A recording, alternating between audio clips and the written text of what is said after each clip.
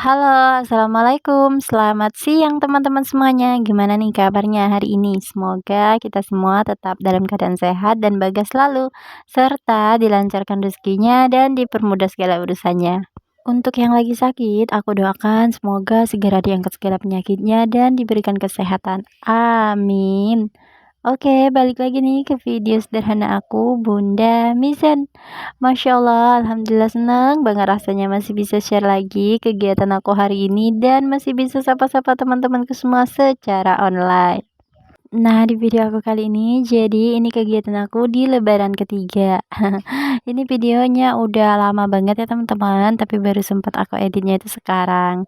Nah, ceritanya di sini aku tuh lagi mau masak rendang daging. Untuk bumbunya ini aku belinya di teman aku dan di antaranya tuh 2 hari sebelum lebaran dan ini tuh udah lebaran ketiga, makanya untuk bumbunya itu udah beku. Terus ini untuk plastik yang kedua, ini tuh aku ngeblender dari Rumah Ayu. Aku nggak tahu kapan aku ngeblender, entah itu 1 hari sebelum lebaran atau lebaran kedua ya teman-teman. Pokoknya ini aku ngeblendernya itu di Rumah Ayu. Untuk bumbunya itu cuma ada bawang merah, bawang putih, jahe, lengkuas, dan juga kunyit. Oh ya, di sini aku juga mau sambil jawab komenan dari teman-teman online. Jadi ada Bunda Roberta kemarin yang komen di video aku sebelumnya. Isi dari komenannya tuh kurang lebih begini ya. Bun, maaf ya Bun, aku mau tanya, itu kenapa di tempat emak rumahnya itu pada tinggi semua, termasuk juga rumah emak itu tiangnya tinggi. Oke, nggak apa-apa Bunda. Untuk bunda-bunda online juga yang mau bertanya, nggak apa-apa kok, tulis aja di kolom komentar ya. Insya Allah aku jawab pertanyaan dari teman-teman online. Oke, jadi untuk jawabannya, kenapa rumah di tempat emak tuh tiangnya pada tinggi-tinggi? Jadi, zaman dulu itu di tempat emak tuh banjir dan airnya itu dalam banget sampai ke batas pinggang. Nah, kalau mau ke jalan raya dari rumah emak ke jalan raya itu harus naik perahu. Kalau nggak ada perahu, biasanya kita ke jalan rayanya itu pakai telesanan dulu gitu ya teman-teman. Jadi setelah sampai ke jalan raya baru ganti celana kayak gitu. Pokoknya zaman dulu itu ya banjirnya itu yang dalam banget sampai batas, teras emak. Jadi kalau mau mandi, mancing itu tuh enak banget kalau lagi musim banjir. Mandinya itu ya bisa di teras rumah emak, terus juga mancing itu bisa dari rumah. Tapi ya gitu, nggak bisa bikin rumah yang lesehan. Kecuali kalau pondasinya itu tinggi. Tapi kalau pondasinya itu tinggi, otomatis isi tanahnya juga harus banyak kan. Nah, harus banyak juga biaya kan. Sementara di desa itu ya orang-orang nggak pada apa ya, bisa dibilang nggak mampu lah ya teman-teman untuk bikin rumah yang pondasinya itu tinggi. Jadi makanya dibikinnya itu yang pada pakai tiang. Sebenarnya rumah emak tuh dulu tinggi banget sebelum pindah ke tempat itu ya teman-teman. Nah setelah emak pindah ke tanah punya emak sendiri itu tiangnya dipendekin, disesuaiin sama air yang bakal apa ya banjir kayak gitu. Tapi zaman sekarang mah kayaknya nggak ada lagi sih banjir kayak gitu. Biasanya cuman ada becek-beceknya doang. Kalau zaman dulu beneran deh. Banjirnya itu sampai batas pinggang. Pokoknya kalau lagi musim banjir itu tuh asyik banget. Ampe di jalan raya juga ada airnya. Waktu aku zaman sekolah SMP, kalau lagi musim banjir itu ke sekolahan naik ketek. Alhamdulillahnya keteknya punya saudara ya, masih keluarga. Jadi bisa gratisan gitu kalau untuk aku sama sepupu-sepupu aku. Tapi kalau pulangnya biasanya kita suka terobos banjir. Nah, banjirnya itu banjir besar banget di jalan raya itu tuh apa ya? Putus kayak gitu jalannya, makanya jadinya itu deras banget. Tapi biasanya suka jadi tempat wisata anak-anak. Apalagi anak-anak muda yang ABG, yang pokoknya ya anak-anak muda kayak gitu ya teman-teman, yang pada suka mandi gitu, jadi tempat wisata gitu. Nah sekarang alhamdulillahnya udah nggak ada lagi tuh banjir yang kayak gitu. Tapi jujur sih kalau zaman dulu mah seru banget kalau lagi pas musim banjir kayak gitu.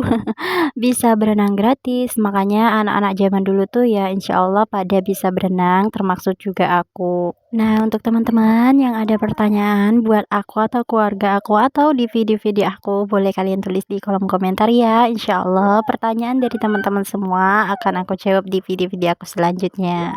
Oke deh, lanjut ke cerita video ya. Nah, di sini tuh aku udah selesai masak rendang. Masya Allah, tabarakallah, alhamdulillah. Di tahun ini tuh Lebaran Haji kita dapat daging kurbannya itu lumayan banyak. Tapi ini bukan punya aku semua ya teman-teman. Jadi kemarin kan aku nganterin saudara emak mertua aku tuh lauk gitu ya. Nah, terus aku tuh dikasih daging kurban, alhamdulillah. Jadi sekarang aku masak, terus aku juga mau kasih dia daging yang udah masak, karena kan beliau itu nggak bisa masak. Kemarin tuh sempat ditanyain sama pak suami, "Ini biasanya dimasak apa?" Katanya biasanya digoreng, direndang, atau diapain lah gitu.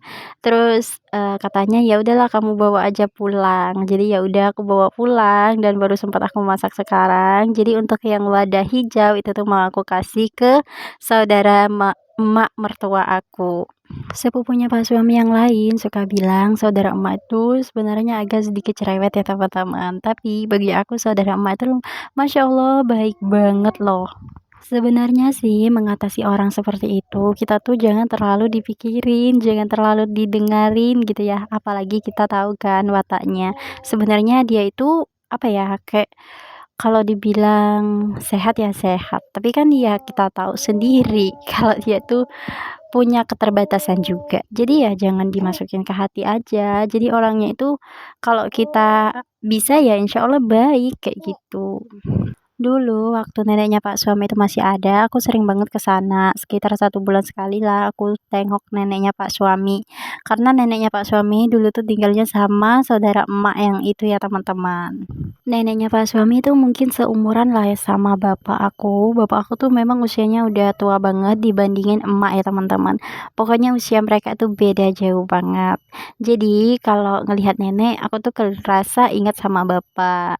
Karena kan emak tuh selalu ngajarin aku buat selalu menghormati yang lebih tua, apalagi nenek tuh udah tua banget sama kayak bapak. Tapi sebenarnya sih aku sama bapak itu kalau deket sama kayak kucing, anjing gitulah ya teman-teman. Suka ribut, pokoknya setiap hari aku sama bapak itu pasti ribut. Ributnya itu bukan hal-hal yang besar, tapi hal-hal sepele. Pokoknya setiap hari banget, kalau ketemu itu pasti ribut. Pasti berantem, ya pokoknya berantem itu udah jadi kebiasaan aku sama bapakku. Sebenarnya kadang tuh bapakku bukan berantem sama aku, tapi sama ibuku. Tapi ya sebagai anak aku ada di garda terdepan ibu. Tapi jujur sih, walaupun aku sering berantem sama bapakku, sering ribut, ya kadang hal-hal seperti itu juga aku rindu sama bapakku. Dan aku sama bapakku tuh nggak ada saling dendam ya teman-teman, meskipun bapak aku sering bilang aku anak nakal lah, aku ngebedain antara ibu dan bapak lah, pokoknya antara aku sama bapak aku tuh nggak ada dendam sama sekali. Walaupun kami tuh nggak pernah akur, tapi jujur kasih sayang bapakku tuh benar-benar besar ke aku pun sangat menyayangi bapakku. Al-Fatihah untuk bapakku.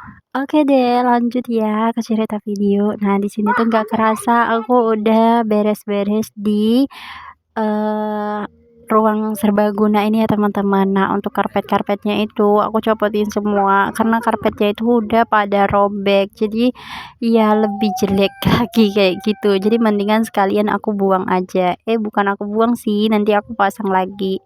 Jadi di sini tuh aku sedikit makeover. Tadinya sih untuk karpetnya itu mau aku lepasin semua, mau aku copot semuanya teman-teman. Terus untuk lantainya itu mau aku sikat aja gitu. Mau aku bilas pakai air. Tapi kan di pintu tuh airnya nggak bisa keluar gitu ya. Terus juga katanya pak suami itu ntar nyesel loh kalau karpet-karpetnya itu dicopotin semua. Jadinya ya udahlah kata pak suami itu tuh mending dipasang aja lagi, terus disusun rapiin lagi kayak gitu. Nah ini nih pintu yang aku bilang airnya tuh nggak bisa keluar karena ada palang ini ya teman-teman. Jadi kalau aku bilas pakai air itu tuh airnya nggak keluar, jadi bakalan susah kering. Makanya kata pak suami ya udah karpetnya itu dipasang aja lagi tapi disusun ulang. Jadi ya udah ini aku coba buat susun ulang ya teman-teman. Karpetnya itu udah beneran apa ya, udah ambruk banget dah. Ini aku pilih-pilih yang lebih besar, jadi aku susun lagi ke sini. Nggak apa-apa deh amburadul, yang penting tuh ya masih ada karpetnya. Kalau mau beli karpet yang baru lagi, ya sayang banget sama uangnya. Mending aku tabung dulu, aku beliin semen sama pasir, baru aku lantai lagi kayak gitu ya teman-teman. Jadi untuk sekarang mah belum ada pikiran buat beli karpet baru lagi. Mending aku pakai yang lama aja dulu, aku susun-susun kayak gini. Karena kalau mau beli karpet lagi itu harganya lumayan mahal banget. Karpet yang harganya murah seperti yang ini ya sama aja dong. Sama aja dengan buang duit sia-sia gitu ya teman-teman. Kalau mau beli yang mahal pun ya lumayan banget. Aku udah sempat tanyain itu sekitar 30 ribuan per meter. Kalau aku belinya itu sekitar 10 meter itu artinya sekitar 300 ribuan. Jadi ya mending uangnya aku tabung aja dulu, nanti kalau lantainya itu udah bagus baru deh kita pikirin lagi mau digimanain gitu. Tapi sebenarnya sih karpetnya yang di kamar itu masih bagus banget karena kan jarang, apa ya, jarang dimainin sama anak-anak gitu ya teman-teman. Kalau yang di depan, apalagi yang di depan TV itu tuh masya Allah anak-anak suka tarik-tarik kursi kayak gitu. Jadi untuk karpetnya itu cepat banget robek. Ditambah juga lantai yang di depan ini tuh lantainya nggak rapi, jadi ya cepat banget robek. Kalau yang di kamar, kamar kami terutamanya itu tuh lantainya lantai baru, jadi ya alhamdulillahnya rapi, terus juga jarang dimainin anak-anak. Makanya untuk karpetnya itu biar pun karpetnya sama kayak yang di depan, tapi karpet yang di kamar itu tuh masih bagus banget. Makanya di depan sini tuh kalaupun aku ganti karpet lagi ya belum tentu masih bagus dan mulus ya teman-teman. Jadi makanya ya udah mending duitnya aku tabung dulu. Apalagi untuk sekarang mah aku lebih banyak keperluan yang lain kayak kebutuhan untuk Ayu Milka sekolah. Sekarang kan lagi mau kenaikan kelas tuh.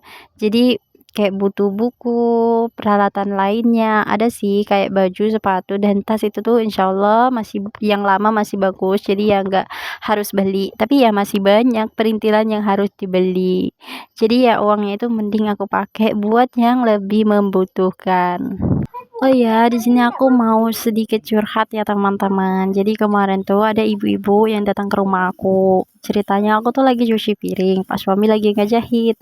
Nah, pas banget dia datang itu mau pinjam uang, terus ya langsung ke dapur gitu eee, ngegari akunya buat pinjam duit 50 ribu, ya aku kasih dong. Tapi apesnya aku pas waktu itu tuh aku nggak ada duit pecahan 50 ribu. Aku ada uang kecil tapi nggak nyampe 50 ribu, jadi aku kasihlah 100 ribu. Padahal ibu-ibu ini tuh udah terkenal banget kalau pinjam uang itu susah bayar, kalau ditagih suka marah. Tapi tadinya kan aku pikir ya udahlah cuma 50 ribu kan, kalaupun dia pinjamnya itu 1 minggu nggak apa-apa, karena janjinya itu cuma 1 hari doang gitu. Jadi ya udah mau aku ambilin, tapi ternyata apesnya nggak ada uang pecahan, jadi ya 100 ribu. Tapi aku bilang itu 50 ribunya buat uang jajan anak-anakku ya Bu, nanti dikembaliin segera gitu. Terus dia jawab sambil tersenyum, iya iya nanti aku kembaliin. Dan pas sampai rumah, benar banget dong tebakan aku sama pak suami, uangnya itu yang nggak dikembaliin. Anaknya ngechat aku, katanya, "Ayu ini uangnya dipinjam ya semuanya." Jadi ya karena nasi udah menjadi bubur, ya udahlah aku jawab, "Nggak apa-apa, tapi besok dikembaliin ya semuanya, karena ini benar-benar aku tuh butuh uang banget." Karena ibu-ibu yang pinjam itu seumuran sama emak, jadi aku kasihan banget kalau ada ibu-ibu tuh yang seumuran emak ya kayak pinjam uang. Karena kan zaman dulu aku jadi tulang punggung keluarga, tapi alhamdulillah emak tuh nggak pernah ngutang sana sini buat makan, buat apapun. Jadi ya aku sama anak-anak yang lain juga termasuk ya ikut ngebantu emak. Alhamdulillah emak tuh nggak pernah kayak Apa ya, kalau pinjam-pinjam uang ke sana kemari itu alhamdulillah nggak pernah kayak gitu ya teman-teman. Makanya aku tuh suka heran loh kalau ada ibu-ibu yang pinjam ke sana kemari, padahal anaknya banyak, suaminya juga ada. Dan suaminya itu padahal bertanggung jawab banget loh, kerja keras juga. Tapi ya ibunya itu kayak ke sana kemari dan udah terkenal juga kalau ngutang itu susah banget buat bayar hutang. Tapi sekarang ibunya itu udah janda, makanya aku kasihan gitu ya teman-teman. Dan ya benar banget, uang aku yang janjinya itu cuman 1 hari dibalikin, jadinya itu ya beberapa hari itu pun harus aku tanyain, karena aku benar-benar butuh banget. Kalian tahu sendiri ya kondisi aku gimana, aku juga bukan orang yang benar-benar mampu, tapi aku berusaha untuk membantu orang lain, itu aja sih. Kalau dibilang benar-benar mampu itu enggak, mungkin kalau orang lain mah ya dicuekin aja, tapi kalau aku masih orangnya itu kayak nggak tegahan gitu. Jadinya ya udahlah aku kasih pinjam, walaupun resikonya itu ya aku udah tahu sendiri gitu ya teman-teman, tapi nggak apa-apalah. Alhamdulillahnya setelah aku tanyain sekitar beberapa harian, 4 harian ya, itu tuh alhamdulillah dibalikin. Nggak apa-apa deh kalau aku mau digosipin nantinya, yang penting ya anak-anakku tuh uang jajannya terjamin ya teman-teman, karena benar-benar itu tuh uang bukan uang nganggur, bukan uang yang simpenan, tapi ya uang aku butuh buat jajan anak-anakku. Karena ibu-ibu tuh juga terkenal suka ngegosip. Dan oke deh, sekian dulu ya video dari aku. Wassalam, bye.